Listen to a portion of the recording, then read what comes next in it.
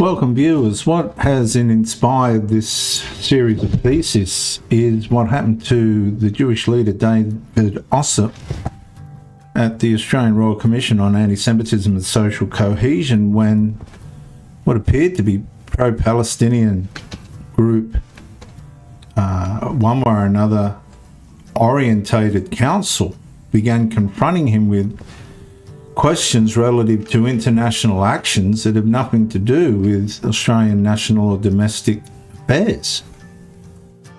And so when country of origin followed the citizen, that's what I've described this as. They were using the origin of David Ossip's country and trying to interject that into his citizenship within Australia as a sort of means of justifying terrorism in Australia against the Jews. It was profound. It was serial. It was pathological. I'm not even sure how the Justice Bell allowed this to happen. It was totally outside the fundamental core purpose of the Royal Commission. So does immigration to Australia and political responsibility for the nation left behind? We've got to ask this question now. Every immigrant crosses a physical border. But the deeper question is whether citizenship also creates a constitutional border. Migration has always involved more than geography. It represents a legal transition. A person leaves one nation, one national jurisdiction, and enters another nation, its jurisdiction. They become subject to Australian law, Australian institutions, Australian civic responsibilities, and Australian constitutional protections. That transition raises a profound question. What exactly remains on the other side of the border? Family history remains, culture remains, language may remain, memories remain. But does legal or public responsibility for the actions of a former nation remain as well? Well, apparently, according to what happened to David Ossip at the Australian Royal Commission into Antisemitism and Social Cohesion, apparently, possibly it does. And that's what my transcript quietly presses the issue on. If an Australian citizen can be questioned about the conduct of the government of their country of origin, what constitutional event did migration actually accomplish? Did migration create a new Australian civic identity? Or did it merely relocate the individual while allowing foreign political responsibility to continue following them?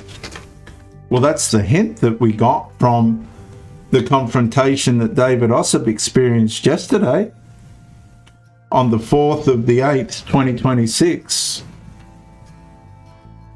If Australian institutions may reasonably associate Jewish Australians with the actions of Israel, what principle prevents similar expectations applying to other nationalities?